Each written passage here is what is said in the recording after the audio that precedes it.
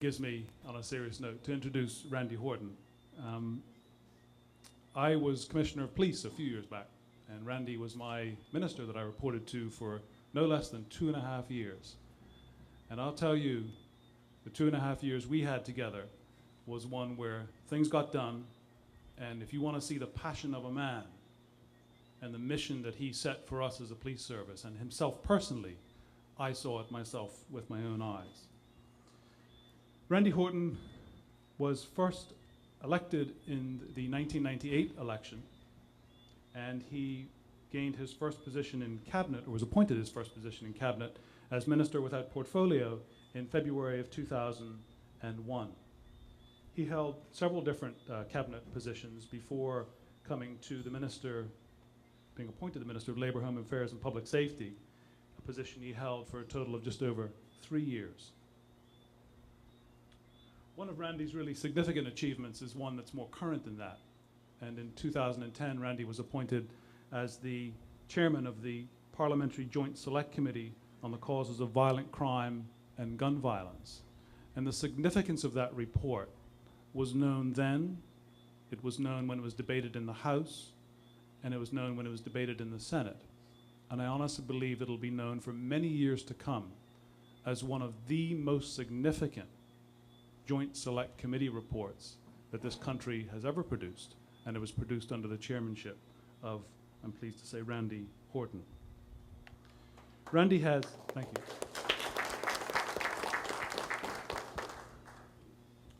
Randy has very extensive professional teaching certifications, right up to master's degree level. And I'm not going to dwell into all of them. We know that he has reached the peak of his former job, becoming a principal of one of Bermuda's leading schools. We also know that Randy reached the peak of professional soccer, eventually representing both Bermuda and the New York Cosmos. But it went beyond that because he's one of the few established sportsmen that's able to represent his country, both at soccer and cricket. So Randy, I'm here to say that very few people really doubt your credentials. Very few people doubt the hard work you put in as a minister, and very few people doubt the hard work you put in as a professional soccer player and cricket player. So ladies and gentlemen, you have before you tonight your candidate for constituency number 32 comes to you and opens up his arms and is prepared to work for you, a man that is qualified, a man that has reached the top of his sport, the top of his game, the top of the tourism profession, and above all that, working for the community is something he takes to heart every day. Ladies and gentlemen, your next member of Parliament for constituency number 32, Randy Horton. Wow, Jonathan. You know, I'm not even going to use my stick for that. For that, I'm going to leave the stick right there. But I just want to say what a privilege it is, really. It's a privilege for me to be here tonight, to have the opportunity to share a few words with you. I do not take it lightly. A lot of you don't know, but I've had some rough times in my life. I've almost lost life. And so every time I wake up and every time I stand and breathe, I'm thankful to God for placing me wherever he places me. And so tonight, I'm even more thankful because I see a man in the audience, and I'm going to embarrass him because there's a man in the audience tonight who had such an influence on me as a young boy. Just left Berkeley, played cup match for Somerset, and John Stovall was my captain. Stand up, John, stand up. Let these people say hello to you. Please, Mr. Stovall.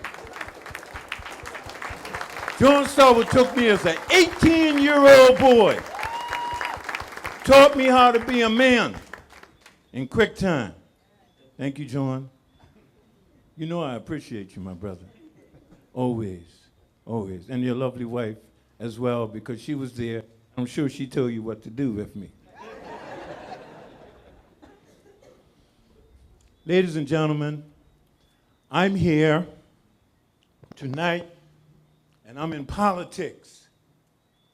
Really, I'm in politics because I believe in fairness. I believe in justice. And I'm going to try and keep my cool.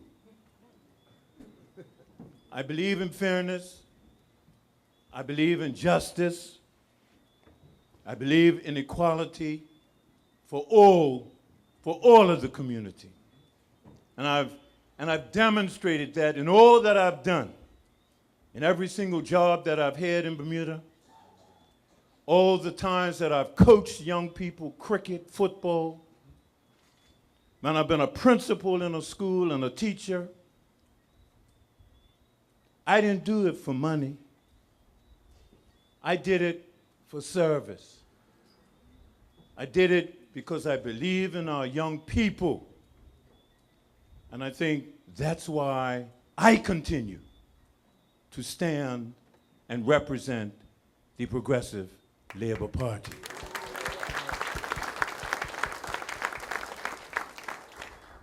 I'm here tonight to emphasize the importance for you to vote PLP, for you to tell everybody that you come into contact with between now and December 17th to vote for the Progressive Labour Party.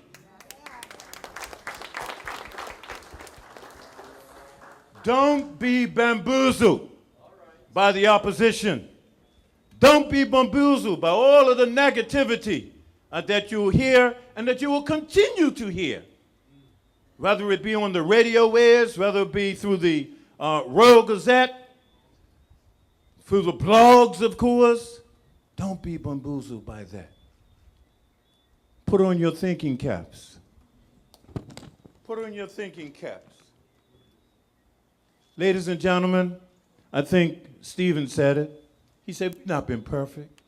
I'm not a perfect man. I'm limping, look at me.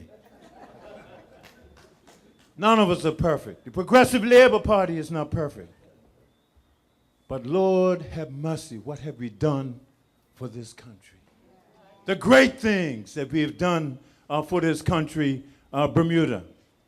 And when we talk about equality, when we talk about democracy, we think about moving our country, and the Progressive Labour Party was the party that did it, moved our country from a situation where people who owned land voted and controlled this country to one man, one vote of equal state.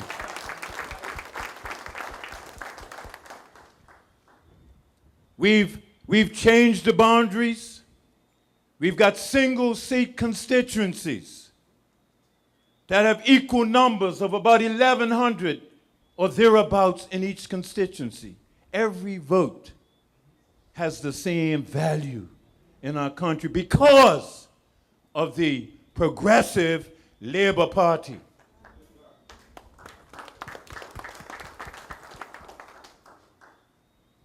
No, ladies and gentlemen, no. If anyone is ever thinking to do something different than vote PLP on December 17th, no. The kind of hard work, the toil that has gone in before today, before 1998, when we won the country, going all the way back, those of our forefathers, Mers Allen, Edward DeJohn, Peter Smith, L. Frederick Wade, Lewis Brown Evans. These people, they didn't do it for money. They didn't do it for money. They did it because they believed in service to the people. They believed in improving our democracy in Bermuda, and that's exactly what they did. And as we go to the polls, I want us to remember that and remember the work that these people have put in order to see that this Bermuda country becomes a better democracy. So when you hear people talking, and you hear it every day, I hear it no matter where I go, they're talking about how terrible the PLP is. Don't let them fool you. Scott, Minister De Silva, and Brother Todd here have all told you about some of the accomplishments that we have made during our time, since we've been the government, and of course, before.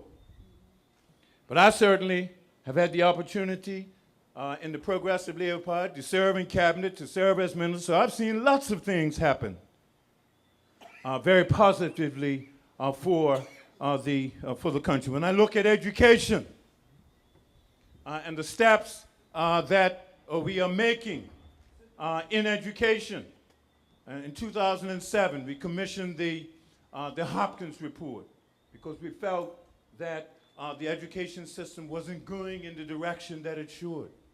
We've had that report. We've studied that report. We're using that report to work and develop what we want to see as a world-class education system, so we have young people coming out of our schools ready to deal with 21st century technology, technology education.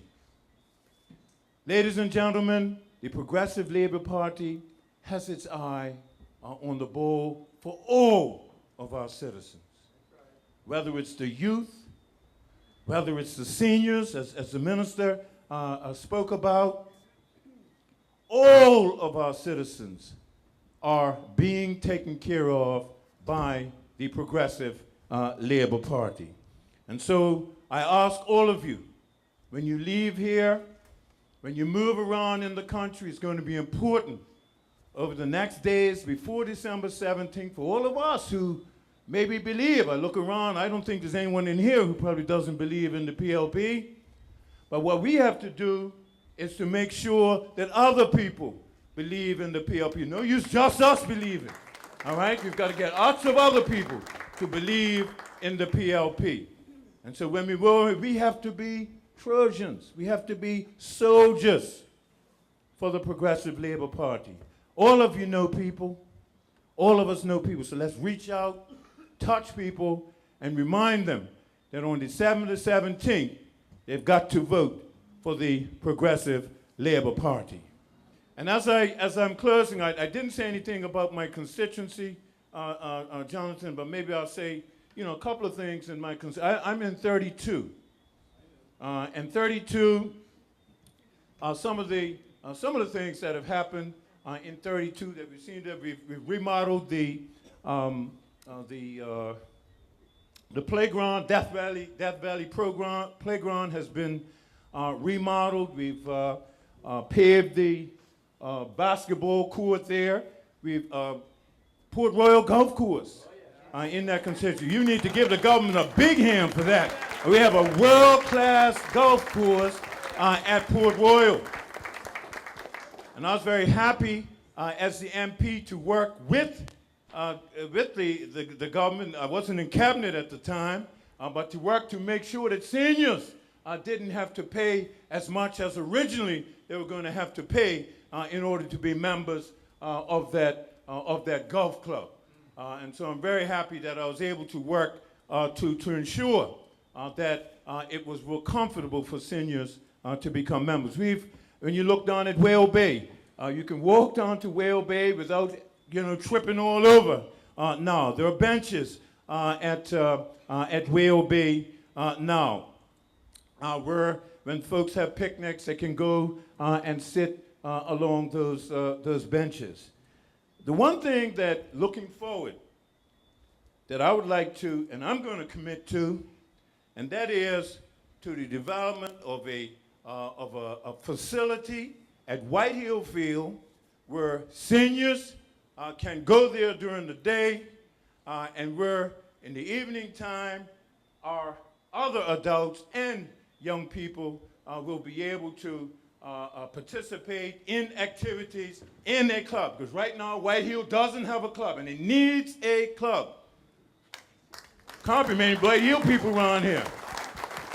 White Hill needs a club, and I certainly am going to commit myself in the next session to ensure that happens. ladies and gentlemen, Morgan's Point also is a very important portion of constituency 32, and I have worked with the developers there in hoping that that development gets going, but also it's important for me to ensure that much of that land remains open space in order that we, the community, will be able to use it and that it doesn't become a closed community. Ladies and gentlemen, I've said enough, but as I close, I want to remind you that make sure that not only you stand strong, but those around you stand strong on December 17th and vote PLP. PLP all the way. All the way.